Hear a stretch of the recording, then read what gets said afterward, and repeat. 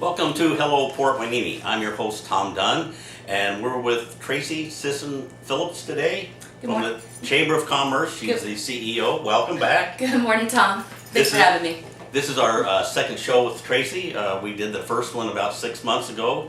Time flies, doesn't it? It does. It goes very, very fast. What we wanted to do, Tracy, is to just get an update on where we were 6 months ago or where you were versus where you are now. And I know one of the big things is you have moved your headquarters. Can you tell us about that? That's right. We have relocated our office from the combination site with the museum on Market Street, and we're now over in the Ralph Shopping Center right across from Navy Federal Credit Union. That's at the end of the shopping center. Wells Fargo's down there. And correct. I guess that really consider Wells Fargo our next door neighbor. It is. Okay, good enough. I have been in there and it's quite roomy. A lot of meeting rooms. And what do you plan to use that space for? Well, first of all, we're very, very lucky in that the Mandalay Shopping Center has partnered with us to allow us to use that space. And we are having access to the front of the suite. For those residents who may remember, this at one point in time was the original Do It Best location, and then Troop Realty was in this space. So it is configured. It's got a long, narrow hallway with offices off the side. So I have some ideas of how we might be able to help business owners in the future with temporary space, but there's a lot of things that would have to unravel and shake out in the right way for that to happen. But everybody keep their fingers crossed, and potentially we could see some space for home-based businesses to get out of the home.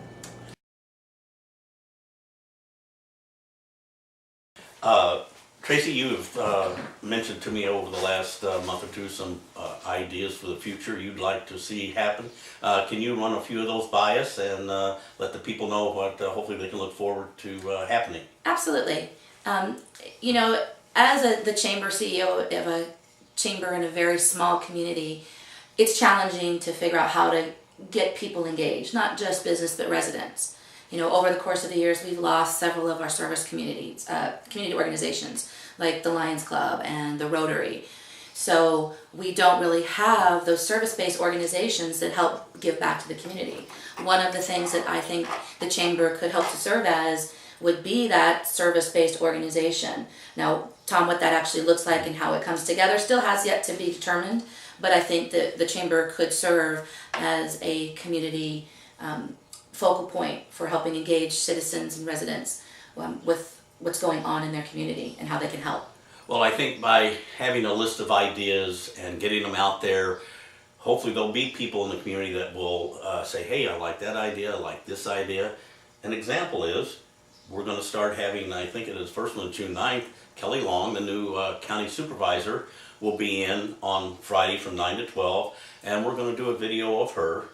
She wants to find out what the people think, what issues they have. She wants to get out her ideas. So that is a big step, and also I'm sure she can handle the business questions too, and just have an idea of what these little towns face, because there's a lot of them in Santa Paula, Fillmore, that all have these same issues. So I'm looking forward to that.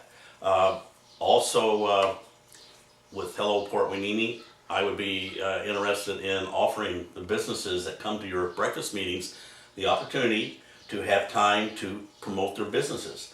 I was thinking about the new businesses at first, mainly because they don't have a way to announce too much that they're coming into Port Hueneme for business. An example is, I think down by Ralph's, a florist came in. Well, unless you drive by there, you'd never know they're here. And unless you're on Ventura Road, like the new Pokemon restaurant, Poke Ramen, it's right on the corner, everybody sees it every day, then they know about it. But there's so many of them that they don't know. And I decided, well, let's also just include any businessman that has a business, comes to the breakfast meeting, can stand up and say, hey, we're at such and such a location, here's the unique service that we offer.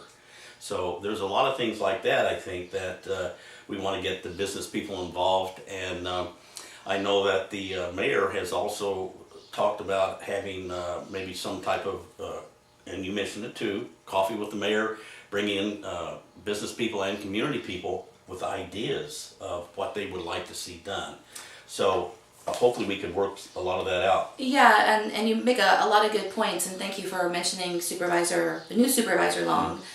We actually had started partnering with her a few weeks ago, a couple months ago, where she does set up remote office hours in the chamber every other Friday from 9 a.m. until about noon. And people can contact her office directly to set up appointments to meet with her. I've had the opportunity to sit with some of her staff, and looking forward to building a long-standing partnership with her office. Coffee with the mayor, that is an idea that we're kicking around, with having a quarterly sit-down with some of the key players in the city and the community with how we can help business owners.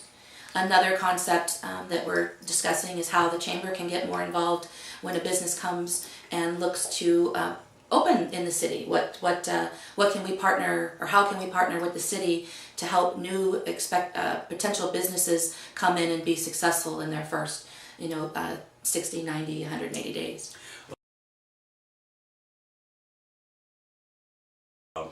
Any last words? The one thing that I would say is we have this rare little gem, and figuring out the right way to market that, to attract businesses, to attract people to come and spend money in our city is going to be vital to our long-term growth.